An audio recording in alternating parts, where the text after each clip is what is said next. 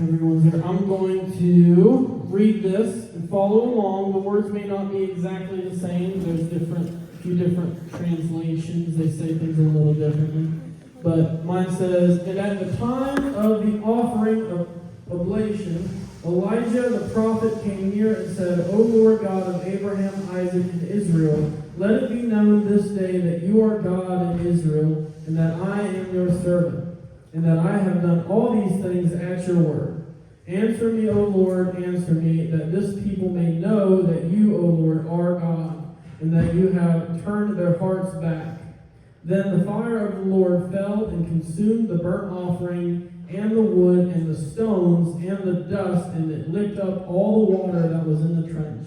And when all the people saw this, they fell on their faces and said, The Lord, He is God, and the Lord, He is God." Isn't that cool? So what happened? God lit up the sacrifice. Yeah, He burned up the sacrifice and sucked up the water.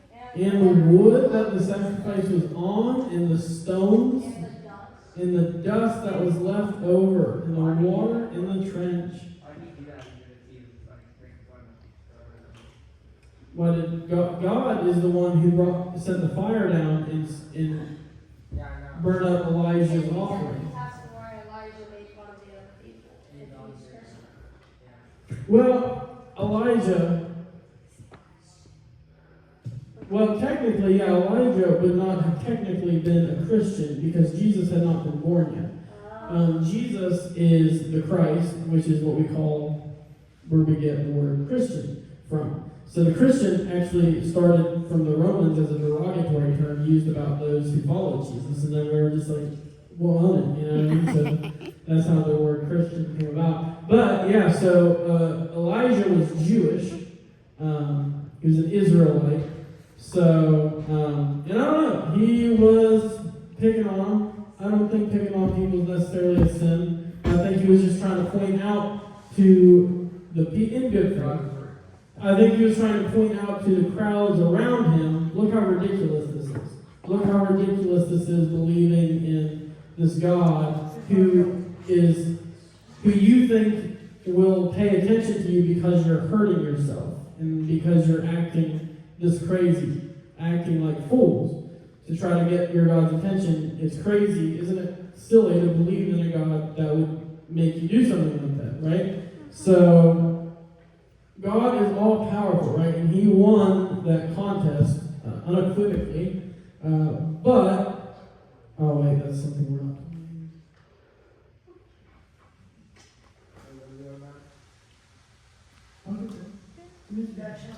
Chill. No, that's fine.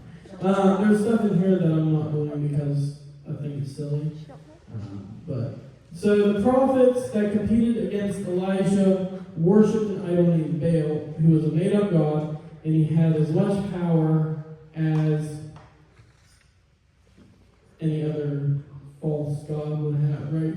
So, what is an area in your lives that you feel like you could use God's power in you?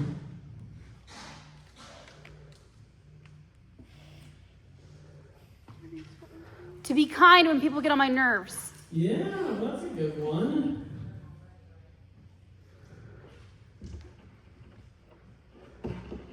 Anyone else? Healing, right? Lola? When I'm feeling down.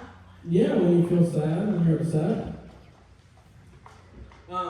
Elijah was outnumbered in this story, right? It was just him. He was just the one prophet on the side of the true God. But there was also others who were on the other team, right? The other side. Yeah, so who has 1 Kings 18 still open? Who, if you look at verse 19, will you read that for me, Ronald? Well, you said it first. Aiden, you want to read it? You want to read it? Aiden was here first.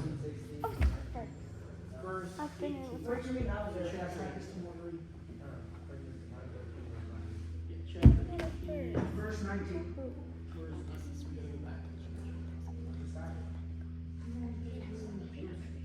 desire as my king.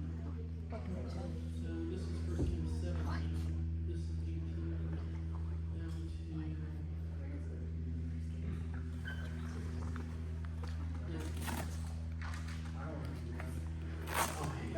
Let me have it. Read it, Caleb. Read it out. Now, 18, 19. Chapter 18, verse 19. Now therefore send and gather all Israel to me on Mount Carmel. The 450 prophets of Baal and the 400 prophets of Asherah who eat Jezebel's table. Yeah, so Elijah was very highly outnumbered, right? There were like, 4 or 5? Yeah, so almost 1,000 of these false prophets against Elijah. Like, that would, scare me, right? Just being the one who has to, stand up against all those guys. But, yeah, so how could God's power help you when you feel alone and outnumbered?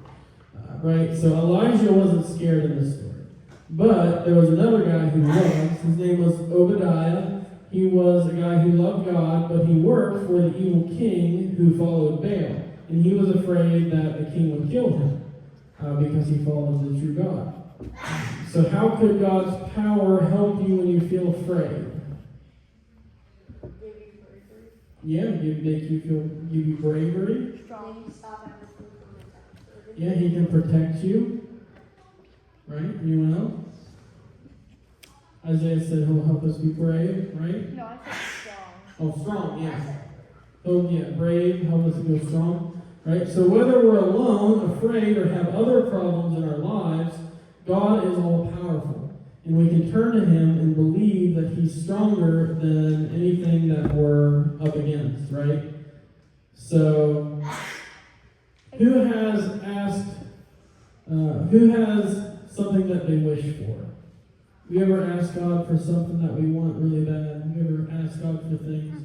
Yeah, I think that's normal, right? So we're learning that God is all powerful, but has God always given us everything we wanted every time we asked? No. So what's up with that, right? So if God is all powerful, why won't he do some of those things? I know why. Why? It's because like some things you don't actually need and you just want, but the things you need, like Mm-hmm. like house stuff, he will provide that.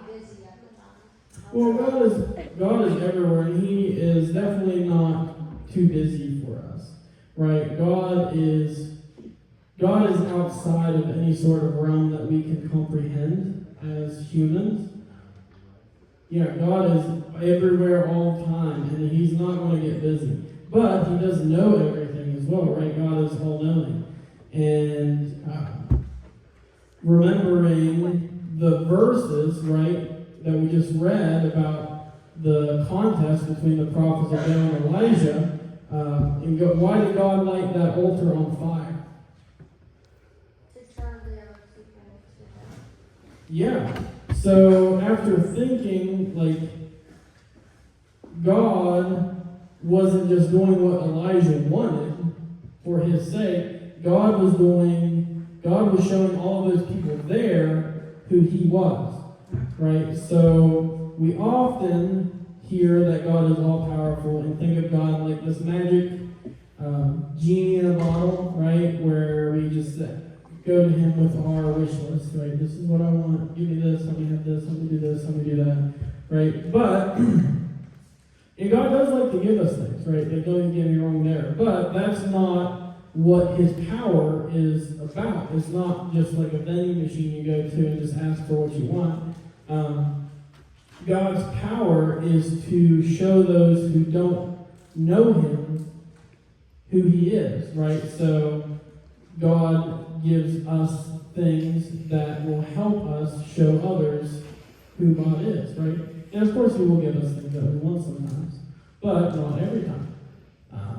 So another thing the Bible has to say about God's power is a prayer from the book of Ephesians.